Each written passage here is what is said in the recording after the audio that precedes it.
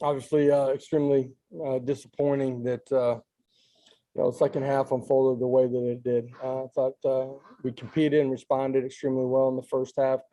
All three phases of the game. I thought opportunity in the second half, didn't take advantage of certain opportunities and didn't play smart football down the stretch. So not a question of wanting to as we came out of the tunnel for the second half, but obviously not being good enough competitors, smart enough competitors to go play the way that we need to against a really good football team. With that, I'll open it up. Questions? We'll start with Wes. Yeah, Josh, with some of those penalties again, I know you said a couple of weeks ago that you, against Pitt that you hadn't really seen a lot of that stuff. Some of that stuff came back tonight. Was it how disappointing is that to have those things get in the way? I did. Obviously, the two on the special teams disappointing. Hitting the guy that's catching the football early, and then unsportsmanlike conduct during the course of the play. Two things that you can't do. Can't take away from an effort of what everybody else on the football teams is doing. Couple penalties on offense that hurt you in situational football. Had some moving parts up front that played a little bit of a part of that, but at the end of the day, when you're playing at this level, you got to go execute, and didn't do a good enough job of that in the second half. Austin Price, then Adam Sparks. Hey, Coach. Late in the first half, you had about 30 seconds left at the 48-yard line. Did you? They originally said that you had taken 2 timeouts off the board. Was there confusion there on how many number of timeouts you had, or did you realize you had 2? It was just a tempo thing. At the end of the situation, when I don't know, there was maybe 14 seconds on the clock there. Wanted to stay in tempo. That was just a choice by me. They got the ball spotted a little bit sooner than I anticipated, but felt like we had a chance to hit a shot down the seam on them and catch those guys out of position. Didn't hit it. Felt like we had to go kick the field goal at the point of where we were at. Had a couple issues with our snaps and that type of thing. So you were right on the fringe of his range and chose to take the field goal at that point.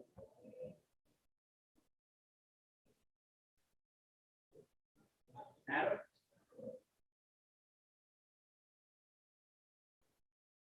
We'll go to Mike Wilson.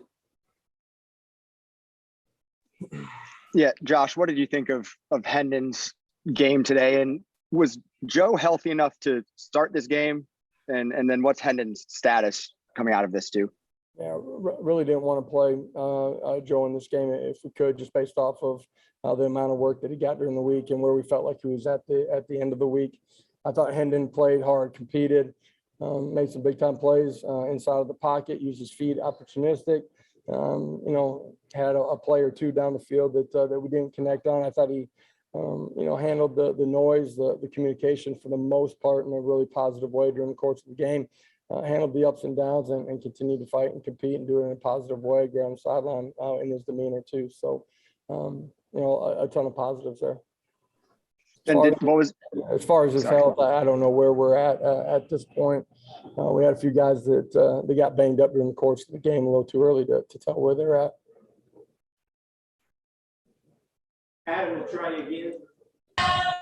Yeah, I'll try this again. Josh, I know you value progress a lot. In what ways do you think this team is better than it was against Bowling Green?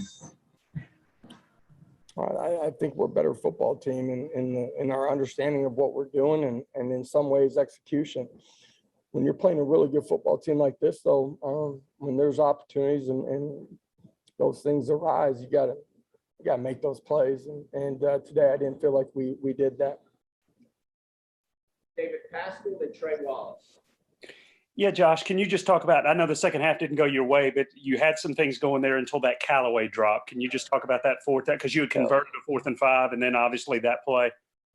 Yeah, I had a couple, the second half, just the flow of it, the clock was draining on everybody's drives in the second half. There weren't a ton of opportunities. You had to maximize every one of those drives and a couple of situations that we're in 4th down that, we got Callaway on a simple drag route that's got a chance to pick up a first down and maybe go the distance. We're in a 4th and short and unique situation, having moved centers and end up in a delay of game there and feel like you have to punt the football. So just some unique things that unfolded that you can't do if you want to win against a really good football team like this, you just can't do it as a program. So we got to get better. Hey, Josh, what did you see out of your running game tonight? How did you think Tyon Evans performed, especially up the middle? Did you guys see something in Florida's defense maybe presented some opportunities for you guys, and the health of Jabari Small as well? Yeah, Jabari's health, we'll find out. I thought he played and competed hard during the course of the game tonight, got a lot of production out of him. Beginning of the second half, one of those drives, I thought we did a great job of consistently running the football and picking up, nickels and really more than that at times. I thought they ran with great pad level and strain and effort. I thought we moved the line of scrimmage in the second half. I don't think we did it consistently enough in the first half. A couple of those drives where we didn't get it started. But we'll go back and watch the video and see more. Wes? Yeah, Josh, I think you already answered this, but I was going to ask about Elijah Simmons there at the end of the game. Looked like he rolled something up. Is he all right there? Yeah, just got hit on the knee. As far as I know, that's what they told me. I didn't see it actually happen live. We'll find out more as we, finish tonight and get back to Knoxville. What about the balls hitting the ground with the receivers there? Is that something that are you seeing some of that in practice, or are some of these things just kind of surprising? Talking about the drops? Yes. Yeah, I didn't anticipate that tonight based on what we've seen in practice. Other questions for Coach? Blake? Yeah, Josh, this is a big picture question that may be hard to answer in the moment, but how does your program, I guess, kind of long term close the gap with with some of these top programs in the SEC? Yeah, I mean, it's in everything that you do. There's plenty of plays out there for us as coaches and players to close the gap tonight. Got a chance for it to be a tie ball game going in. It's who we are and how we continue to develop as we build this program. It's in recruiting too, but we got to continue to grow. We're in a race against ourselves. I said it last week. I said it, the week before that. There's things for us to do that we can be better than what we showed in the second half, in particular tonight. Back to Trey. Hey, Josh, did you feel like that you guys maybe had to slow it down any when it comes to offense with Hendon at quarterback? And then also when you look at the situation right now at the quarterback position, is it more or less some guys understanding schemes down the field when they're open, or is it just the quarterback not finding that read? I mean, we had a couple of plays tonight. We missed a couple of plays. Quarterback, has to move in the pocket, doesn't hit it. And we got some things underneath that are wide open too, that are big runs and catches afterwards that, we don't connect on, whether that's the throw or the catch. We just got to continue to get better. Got to do it quickly.